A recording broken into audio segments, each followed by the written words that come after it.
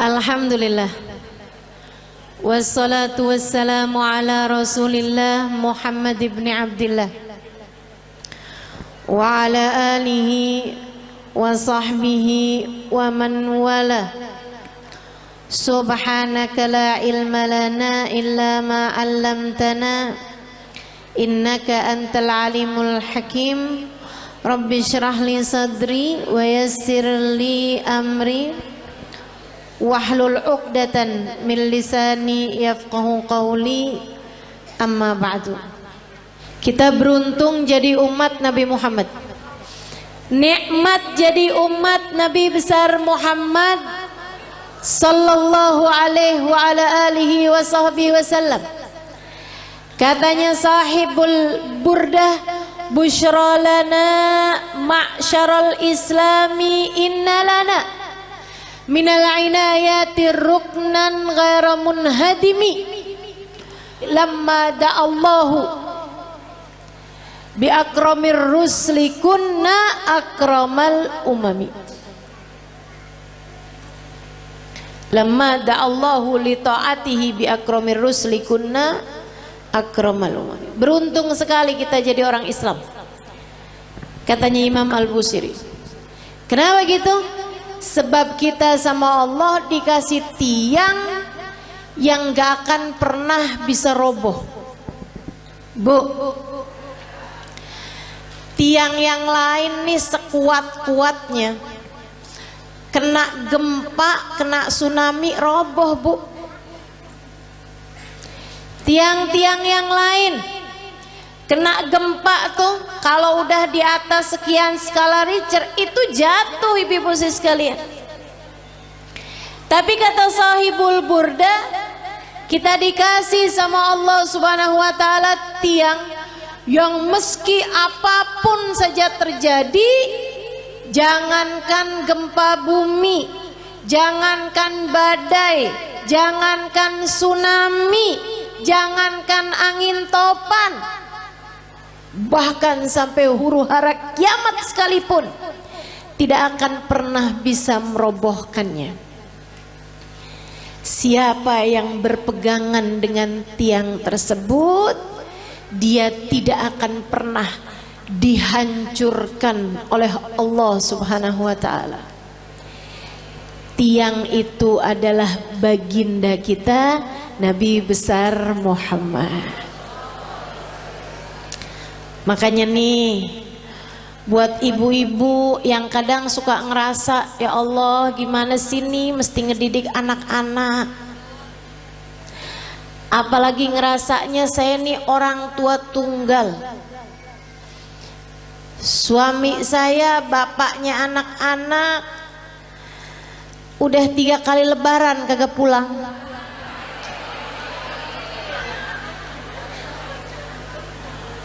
Ada lagi yang kami sudah berpisah di tengah jalan karena tidak ada kecocokan. Ada lagi yang memang ajal keburu mendatanginya, sehingga di masa Covid kemarin meninggal dunia, meninggalkan anak-anak yang menjadi yatim. Sekarang saya yang mesti membesarkan mereka seorang diri.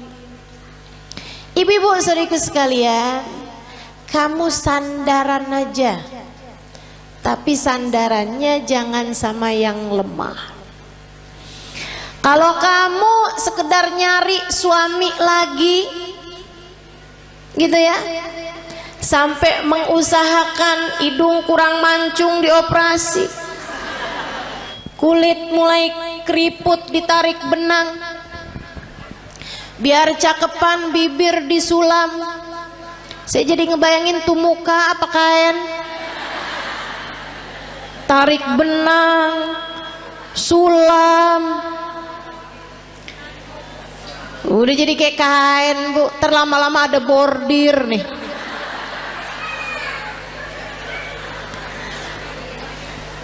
Teman-teman saudaraku sekalian, kalau kamu mengandalkan kecantikanmu atau mengandalkan seorang manusia lain seperti halnya suamimu yang dulu, Ya kamu hanya berpindah dari satu tiang lemah menuju satu tiang rapuh lainnya. Nggak ada yang cukup buat dijadikan sandaran. Bu, untuk anak-anakmu pun juga begitu. Kalau kamu menyandarkan anak-anakmu kepadamu, kamu tidak akan cukup kuat untuk dijadikan sandaran. Sebab kamu pun juga lemah. Nggak berasa betapa sangat lemahnya dirimu itu. Kena sakit dikit udah nggak bisa ngapa-ngapain. Kena galau, bad mood udah nggak bisa enak buat ngadepin anak-anakmu lagi. Bawaan, ya Allah Ustazah, kenapa ya saya? Kok lagi kesel banget tuh Ustazah, ngelihat anak pengen saya telan.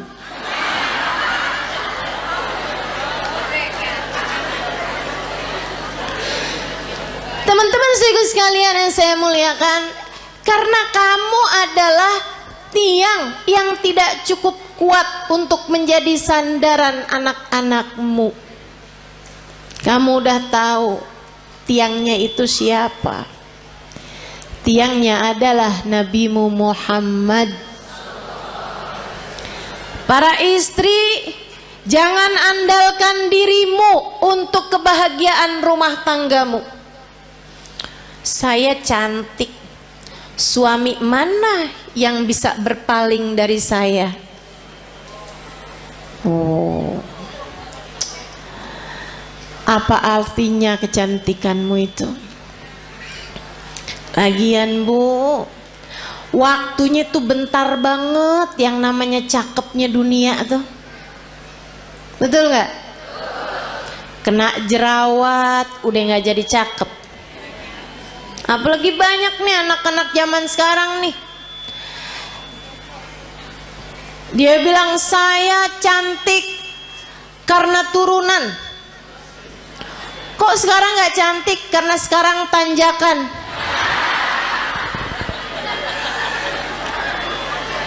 Banyak tuh. Saya cantik kalau di Instagram. Begitu lihat aslinya kagak. Kenapa gitu? Pakai filter banyak banget. Filter biar kelihatan kurus. Filter biar kelihatan mulus. Aduh. Jangan andalkan kecantikanmu. Ia sangatlah rapuh. Saya perempuan yang pinter. Pinter apa? Pinter nyari duit. Maksudnya kamu kerja gitu? Enggak, di mana aja suami saya nyembunyiin saya ketemu aja. Pinter nyari duit ya. Jangan andalkan kepandaianmu teman-teman seriku sekalian. Ianya sangat lemah sekali. Rapuh banget. Rapuh. Gak jadi apa-apa. Untuk bisa bikin rumah tanggamu harmonis, rumah tanggamu dalam damai, kamu perlu tiang yang kuat untuk jadi sandaran. Sandaranmu dan sandaran suamimu juga. Untuk jadi orang tua, kamu perlu sandaran. Tidak cukup dirimu itu. Dirimu lemah, dirimu tak berdaya, dirimu rapuh. Teman-teman saya sekalian, kalian perlu tiang yang lebih kuat. Ustazah, ibadah saya banyak kok. Saya akan baik-baik saja Ustazah dengan ibadah saya. Enggak. Seberapa banyak kamu bisa ibadah? Apa yang kamu andalkan dari ibadahmu? Udah deh, saya tahu. Modelannya yang kalau tahajud nguapnya lebih banyak daripada rokaatnya. Tahu saya. Model-modelan beginian nih. Kok Ustazah tahu? Ya nggak beda sama saya. Sama-sama lemah, sama-sama sedikit teman-teman. Udahlah sedikit gitu, nggak aman dari riya, nggak aman dari ujub, nggak aman dari sum'ah. Seneng bener ibadahnya dipasang di status. Hari Senin nikmatnya buka puasa bersama My Hubbi.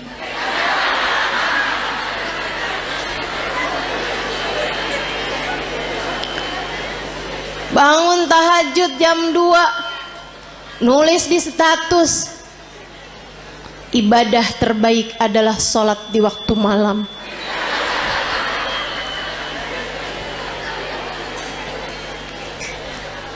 Apa gitu? Segitunya mau ngandelin ibadah.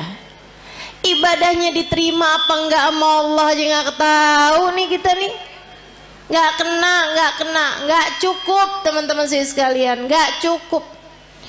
Baru tahajud berapa malam doang, kalau pagi-pagi kelihatan lemes banget. Tanyain sama suaminya, kok kamu belakangan lemes mulu sih? Ya ampun bang, nggak tahu apa bang. Dari jam 2 nih bang, sampai subuh.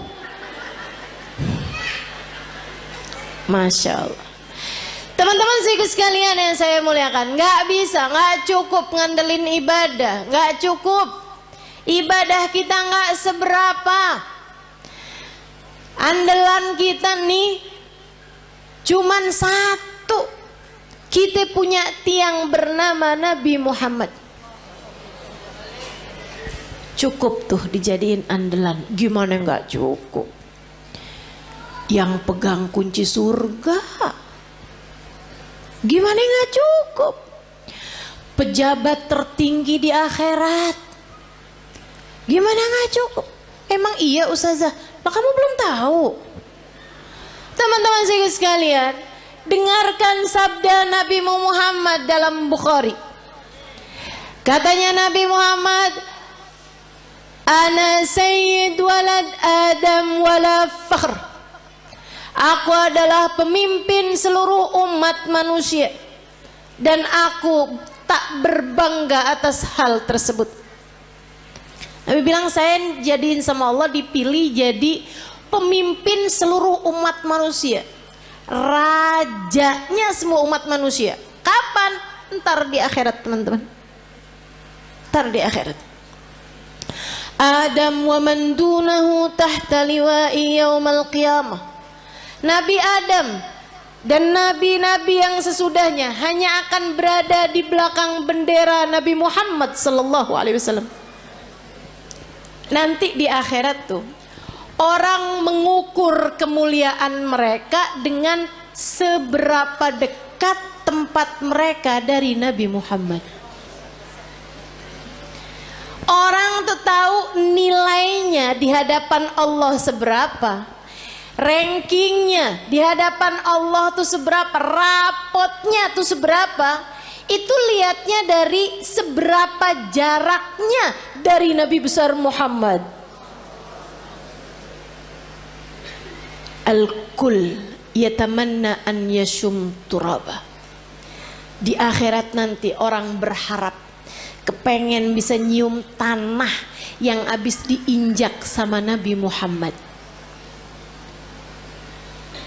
Teman-teman saya sekalian, pejabat tertinggi akhirat Nabi besar Muhammad sallallahu alaihi wasallam.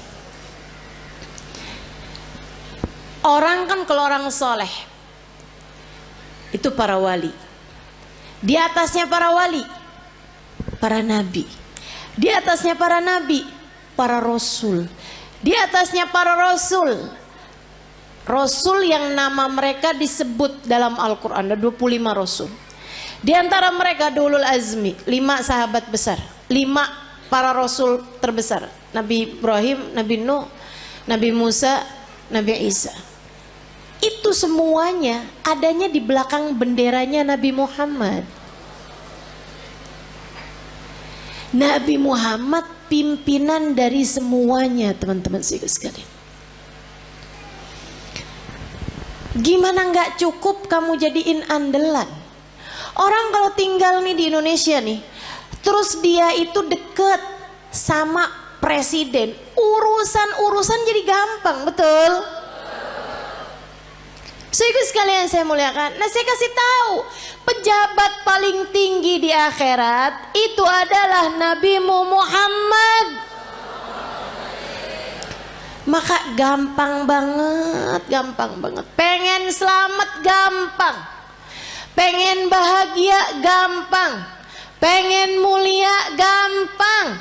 Yang dekat sama Nabi Muhammad.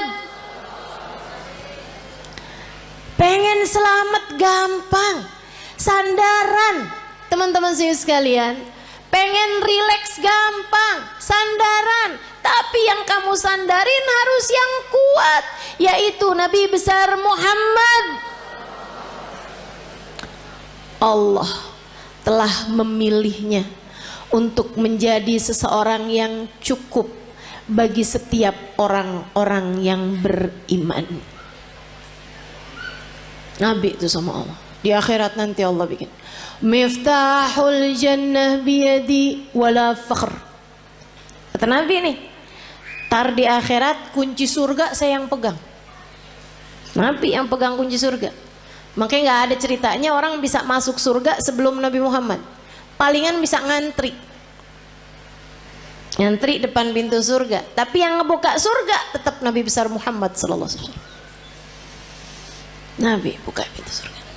Tapi Nabi habis itu bilang kayak begini, wala fakhr, kata Nabi. Tapi saya nggak bangga. Saya jadi pemimpin seluruh umat manusia. Saya nggak bangga. Kunci surga saya yang pegang. Saya nggak bangga.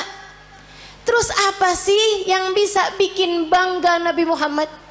Apa sih yang bisa bikin Nabi Muhammad tuh hatinya jadi lega, seneng gitu? Geret ainu, hatinya jadi lega, hatinya jadi tentram, hatinya jadi damai, hatinya jadi bangga, besar hati. Adakah hal yang bisa membuat Nabi Muhammad berlega hati, berlapang hati, berbangga hati? Ada, teman-teman. Apa itu? Dengerin.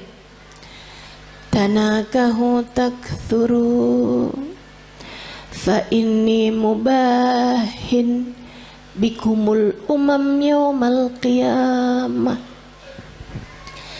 Nabi Muhammad bilang, tanakahu, pada nikah lagi kalian umat saya. Biar kenapa Rasul? Takthuru, biar kalian jadi banyak.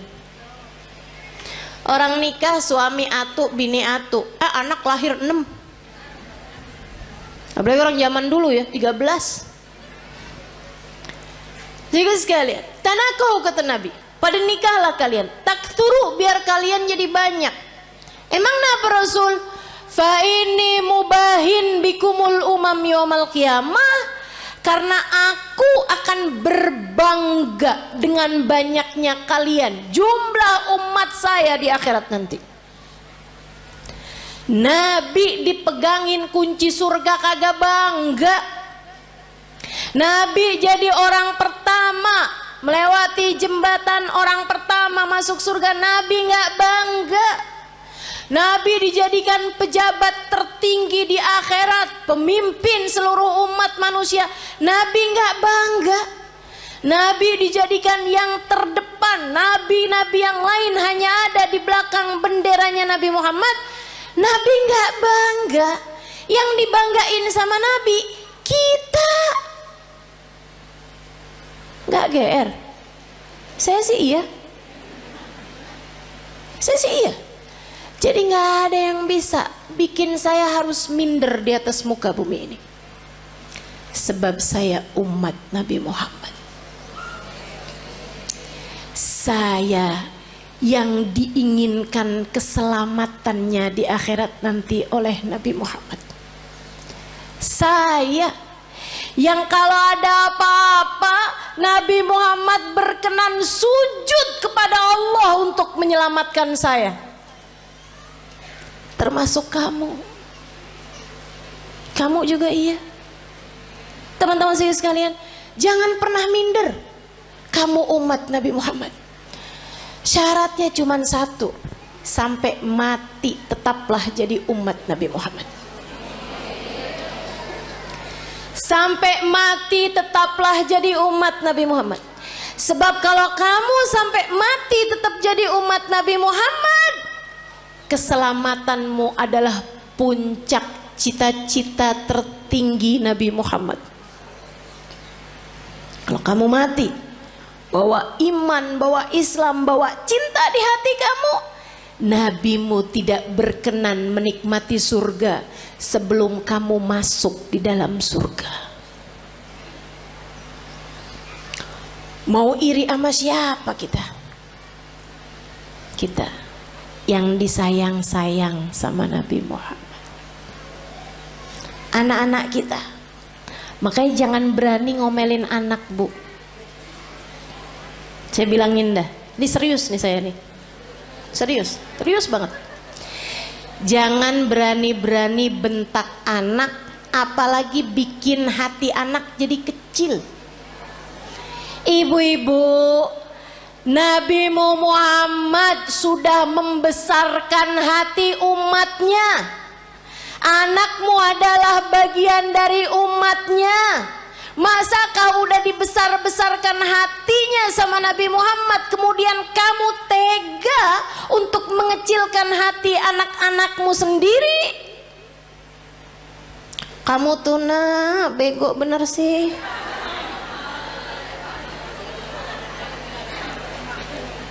Orang-orang tuh rapotnya pada hitam semua.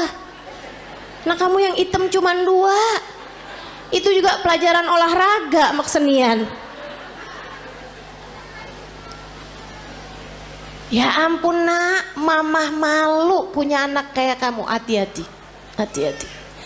Nabi Muhammad tidak malu memiliki kita sebagai umatnya. Nabi Muhammad tidak malu memiliki anak-anakmu sebagai umatnya. Masakah kamu malu memiliki anak-anakmu sebagai anak-anakmu? Teman-teman saudariku sekalian yang saya muliakan, gedein hatinya. Kalau dia lagi sedih, bilangin, nak jangan sedih, kamu umat Nabi Muhammad. Tapi guru tuh gak sayang sama saya. Gak apa-apa nak, Nabi Muhammad sayang sama kamu. Si temen saya tuh gak sayang sama saya tuh, dia tuh tadi mukul saya. Gak apa-apa nak, gak apa-apa, sama orang mah gak apa-apa. Tapi kamu harus tahu nak, kamu sebegitu disayang sama Nabi Muhammad. Datang seorang anak mas saya, dia cerita belasan tahun. Dia bilang, ustazah, saya baru tahu ustazah, ternyata saya ini adalah anak yang tidak diinginkan oleh orang tua saya. Saya bilang, maksud kamu gimana? Jadi di saat orang tua saya itu menikah, ustazah, ibu saya itu sudah hamil saya beberapa bulan.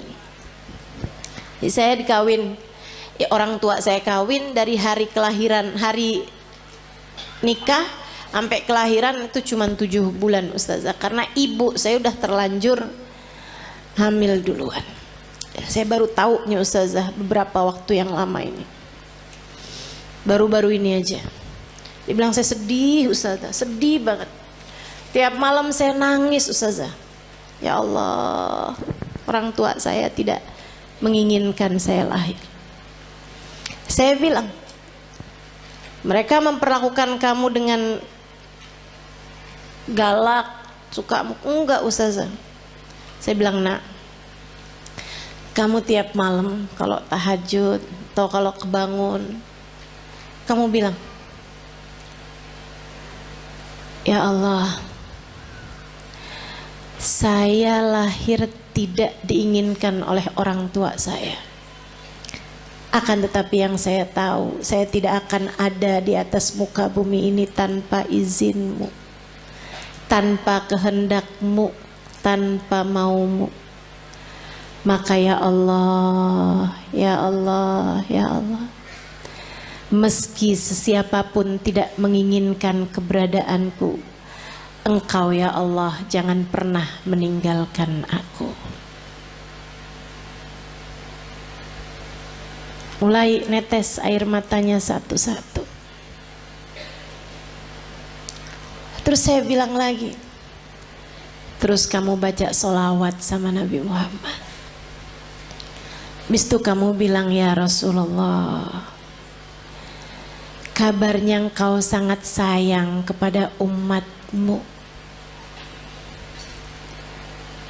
Orang tua saya tidak seberapa sayang sama saya. Mereka bahkan tidak mengharapkan kehadiran saya dalam kehidupan mereka.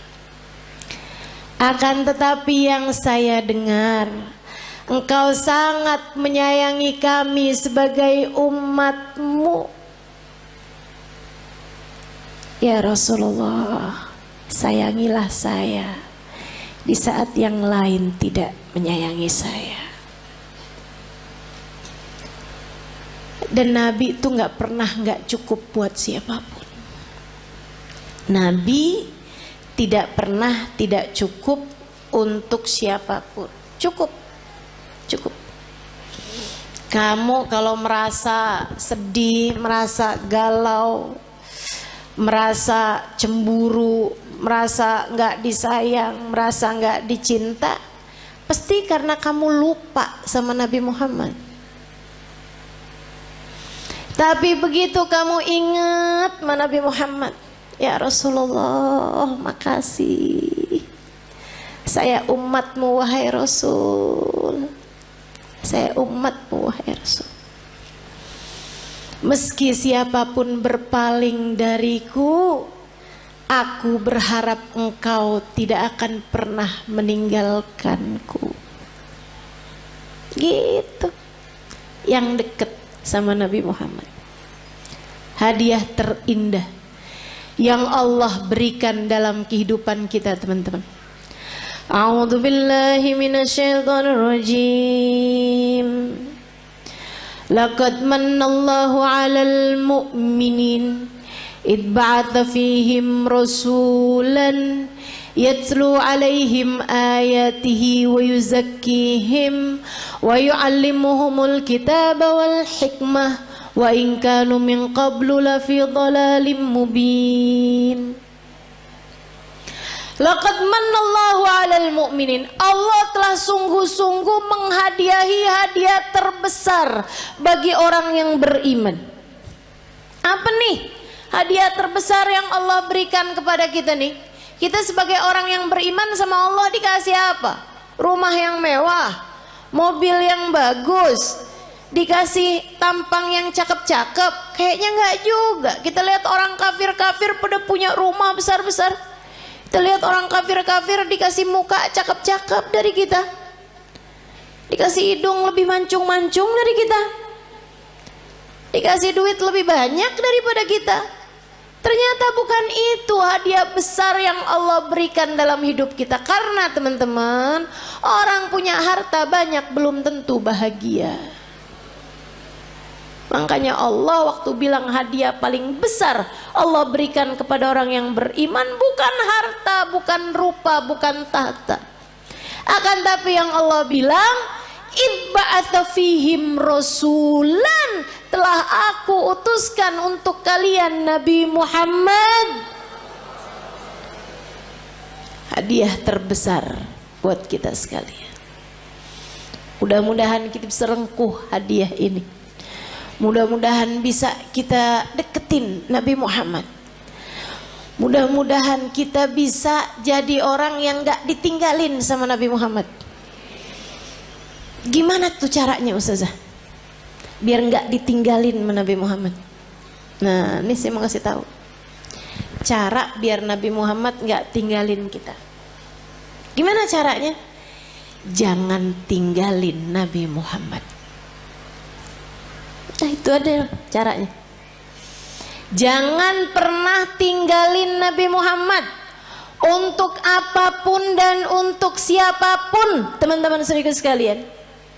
Jangan pernah tinggalin Nabi Muhammad untuk siapapun dan untuk apapun. Jangan tinggalin ajaran Nabi Muhammad untuk siapapun dan untuk apapun. Dulu sebelum nikah nih melaki yang ini nih, kerudungan rapi, ke tukang sayur aja nggak pernah ketinggalan. Ngejar bakso aja relaan baksonya yang pergi dah, daripada keluar nggak pakai jilbab. karena nggak mahram sama tukang bakso. Giliran kawin suaminya bilang, kamu kayaknya kalau kayak pakai kerudungan kayak kelihatan lebih tua 10 tahun dah dari aslinya. Emang iya ya, ya udah deh nggak apa-apa deh, saya nggak usah kerudungan lah. Kamu tinggalkan ajaran Nabi Muhammad untuk seseorang. Kalau udah kamu tinggalin, jangan salahin siapa-siapa kalau kamu ditinggalin sama Nabi Muhammad. Ada adik-adik nih belum nikah, dia pacaran. Dek, saya bilangin, setiap kali kamu berduaan sama pacar kamu tuh, itu yang ketiganya setan. Kalau udah yang ketiganya setan, artinya nggak akan ada Nabi Muhammad. Halo? Itu udah teori pasti tuh. Itu udah prinsip pasti tuh. Nabi nggak akan mau berada dalam kumpulan ada setan di situ. Ya udah kalau gitu setannya suruh pergi Ustazah. Nah kamu terlanjur panggil. Nggak segampang itu. Nggak segampang itu. Sehingga sekalian yang saya muliakan, ma khala rajul wa mra'ah illa wa syaitan thalithuhuma. Tidaklah berdua-duaan laki-laki dan perempuan, melainkan yang ketiganya adalah setan. Udah pasti. Jadi orang kalau lagi pacaran berarti dia ninggalin Nabi Muhammad. Tinggalin tuh Nabi Muhammad sama dia. Jangan salahin siapa-siapa kalau Nabi Muhammad kemudian meninggalkanmu. Makanya Nabi Muhammad bilang, ma yazni zani hina yazni wa huwa mu'min. Orang kalau lagi berzina saat masih dalam hari-hari dia belum bertaubat dari perzinaannya, masih ntar ketemuan lagi, ntar habis itu janjian ketemuan lagi, ntar check in hotel misalnya dan lain sebagainya. Teman-teman seriku sekalian, maka katanya Nabi Muhammad kalau dia meninggal dunia di masa-masa itu tidak akan meninggal dunia sebagai orang yang beriman. Imannya udah kecabut dari dalam hatinya, naudzubillah. Jangan. Maka adik-adik, ini ada nggak sini orangnya? Perasaan depan saya banyak nenek-nenek nih. Emang zaman sekarang tuh umur perempuan suka nggak kelihatan. Kalau dari muka nih suka nggak kelihatan dah emang. Ya, kelihatannya dari dengkul. Kalau udah per 15 menit ganti posisi, tuh. Kalau udah yang mau berdiri perlu bantuan atau ada stylenya dulu gitu, ada gayanya pakai miring kanan, miring kiri, tuh. Tahuan umurnya. Uban udah nggak kelihatan sekarang. Udah pakai jilbab kan? Kadang-kadang juga disemir ya kan, diwarnain merah, hijau, kuning. Gak kelihatan umur dari rambut. Udah dah paling bener ciriin umur orang dari dengkul, bener dah. Kok Ustazah tahu? Nah saya juga gitu. Berasa banget dari atas umur 40 tahun emang bener-bener tuh. Ada saudaraku sekalian, siapapun darimu yang sekarang sedang terjebak cinta yang tidak halal, segeralah tinggalkan atau minta dia untuk menghalalkanmu dalam pernikahan. Lamar saya atau tinggalkan saya, sebab saya hanya punya hidup sekali, tak akan saya habiskan dengan berlimang dosa. Mau hidup cuman sekali-sekalinya nggak barengan sama Nabi Muhammad? Jangan mau, Dek. Mau hidup yang cuman sekali-sekalinya kamu jauh dari Nabi Muhammad? Jangan mau. Nabi Muhammad tuh andalan kita semuanya.